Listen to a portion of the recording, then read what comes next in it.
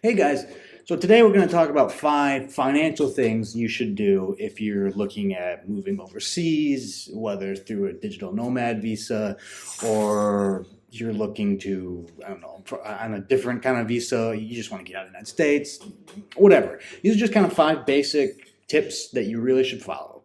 And in case you're wondering why should I listen to some random guy on YouTube talking, um, good question. I have lived in South America for 3 years in various countries. I will be moving to Europe. And these are all things that I've done, and I highly recommend doing these. It just makes life easier. It kind of safeguards you, and it will save you money. It really, no matter what country you decide to go to, there will always be a few, tweaks you make along the way, especially after researching the country you're going to.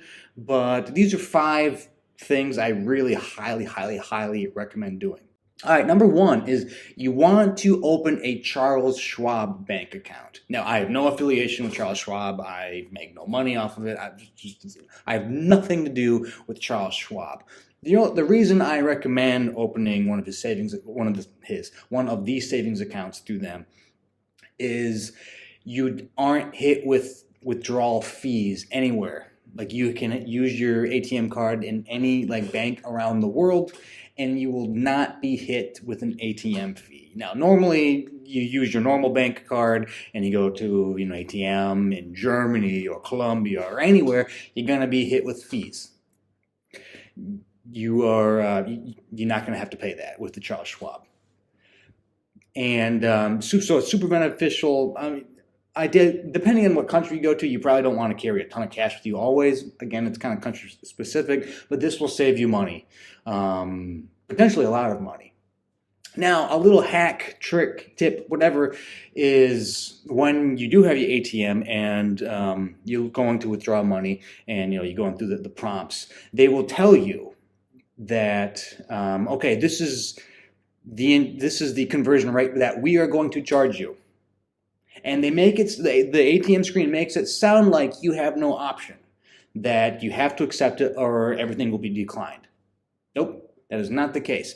This screen is basically telling you, we are the bank. We are going to bend you over a barrel if you accept this. And because you click yes, you are accepting our proposal to bend you over a barrel. No, you click no, decline. You don't want their exchange rate. Instead, when you decline that, you get the real exchange rate, and you'll get a better exchange when you decline that. So I know it sounds like that, you have to accept that. Don't. Go to the ATM in whatever country you're in, follow the steps. When it tells you, okay, this is what fee we're going to charge you, do you accept that? Press no. You'll continue. You'll still get your money. You'll just get a better exchange rate. But again, with the Charles Schwab, you won't be charged the extra fees for that. All right, number 2, you're going to want to grab yourself international credit cards. Really, they're basically marketed as travel credit cards. And much like the Charles Schwab bank account, with your international cards, you're not going to be charged international conversion fees. And that, again, is going to save you a lot of money, especially if you're living over there and you predominantly use your Visa, your American Express, whatever. If you're doing that every time and you got to pay an extra 2%, that really adds up. And so getting one of those cards is going to save you a lot of money. Now, if you're going to stay there long term, move permanently, you're going to eventually get local cards, most likely, and a local bank account. But this, at least for for your digital nomad visa or your investment visa or whatever, this is the way to go. I would highly recommend having at least 2, if not 3. That might sound excessive, but you never know when something weird is going to happen with your card. There's been times where I'll be working there was a time where I was working, I got a notification that, somebody over in Bangladesh was trying to buy something, and so that card had to be, canceled out.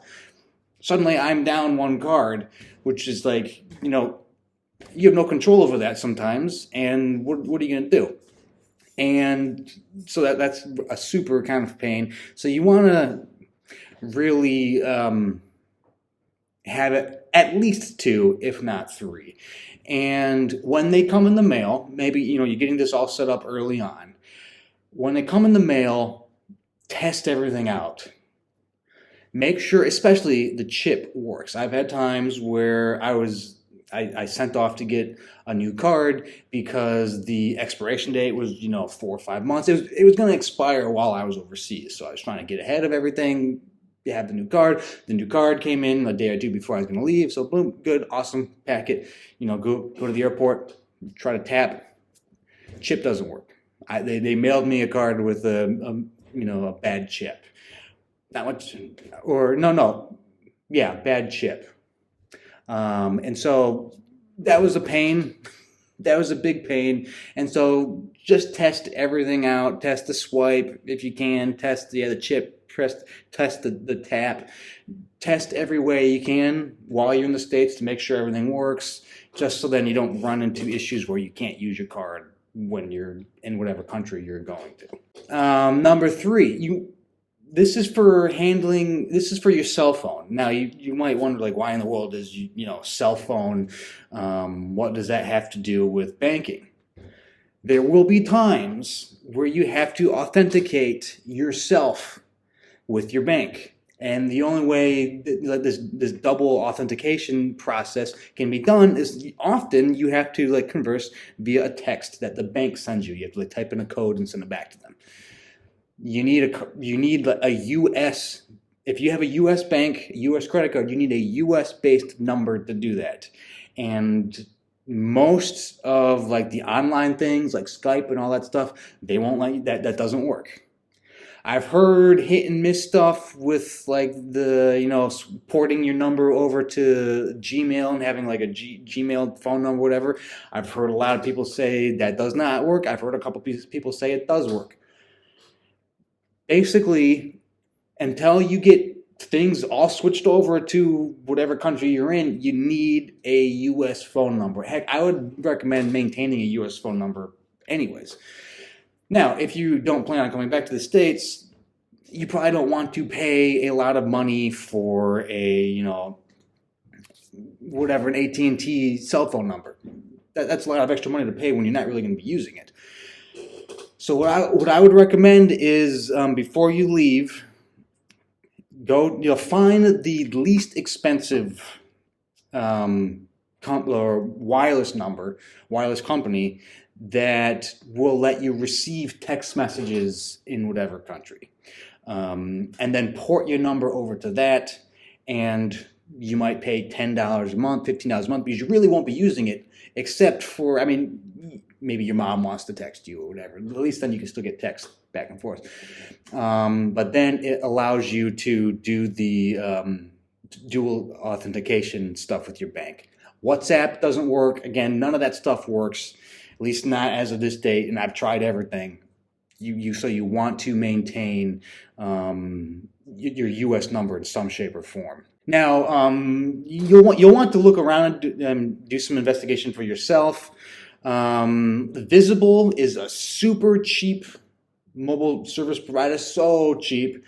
That's only going to work in Mexico. If you go into Mexico, great. But if you move into Europe or South America, Asia, it's not going to work. Boost Mobile does work with SMS in Europe. Again, you'll want to double check all this stuff because this could change from the point of me recording this.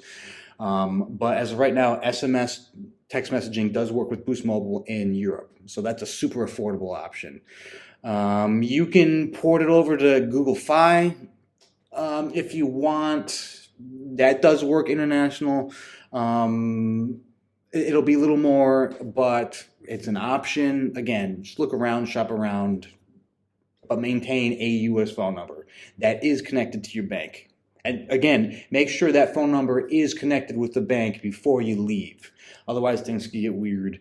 And all right, number 4, sign up for a Western Union account. Now, this is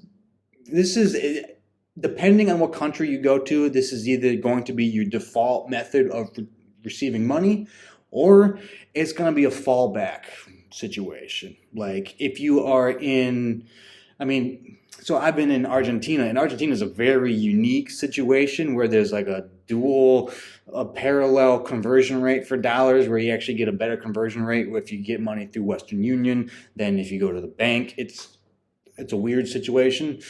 So most people that live in Argentina that need cash, they transfer money to themselves. Basically, you just kind of connect your U.S. bank account to a Western Union account, and then you transfer the money to your Western Union account, and then you go to a location and pick it up. Now, if you're in Europe and all these other places, you're probably not going to ever use Western Union. But this is a fallback situation because maybe your wallet is stolen. Maybe it's lost. Maybe you forgot to look at expiration dates and now they don't work anymore. So how are you going to get money? When you're overseas, it's a real pain to get credit cards mailed over to you. Visa, American Express, they might be able to do that in certain locations in Europe, but for the most part, it's a pain. Western Union is going to be a fallback. If you already have that set up, then you can just transfer cash out of your savings account, checking account, whatever, and then you go pick it up. Make sure you have a government issued ID when you pick it up. And yeah, it's really just a fallback, but it's a super big safety net because you never know. Like, Murphy's Law, you got to prepare for every possible outcome because if you don't prepare, there's a better chance that it's going to come and it's going to really screw you over. All right, number 5, and this is kind of, again, similar to Western Union, and it's also going to depend on if you're paying a mortgage, if you're paying rent, how the people want you to pay them rent. You might want to open a WISE account, W-I-S-E. That's kind of like a currency conversion system that you can do so that, if you have your U.S.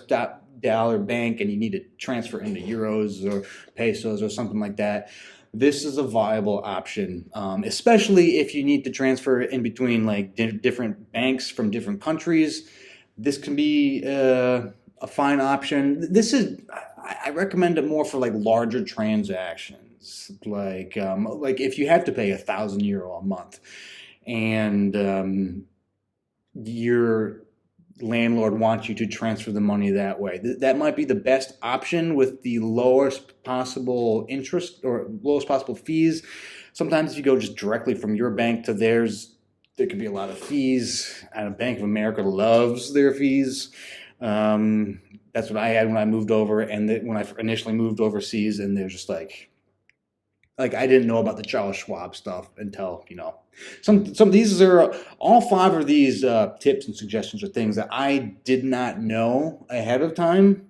And for some of them, you just kind of learn the hard way. So I want to make sure if you're looking at moving overseas, living international for a couple of years, however long you want to do it, just so you can avoid some of the monetary mistakes and headaches that I know I ran into, because nobody likes monetary headaches. They can be super stressful. I mean, if you're sitting in a hotel room or an Airbnb, you're just like, I need money. I got to buy some lunch or food or, soap or something. So these are just 5 tips that I highly, highly, highly suggest. And yeah, those are my 5 super easy tips for monetary, stuff that you should do with concerning money before you move overseas. And yeah, if you have any questions, please let me know in the comments. I'm just starting out with these videos. I'm trying to, just lay out some tips and show you what life is like. So I'm going to be building up on these videos. But yeah, if you have any questions on this, on money stuff, I'm not a financial planner. I'm not an accountant, but I can tell you from experience what I would suggest and stuff like that. So again, let me know in the comments. Like, subscribe. That'd be fantastic. Down below, I got some links to some other social stuff that might be helpful for you. But anyways, for now, thanks for watching, and happy trip planning or moving planning to you guys. Take it easy.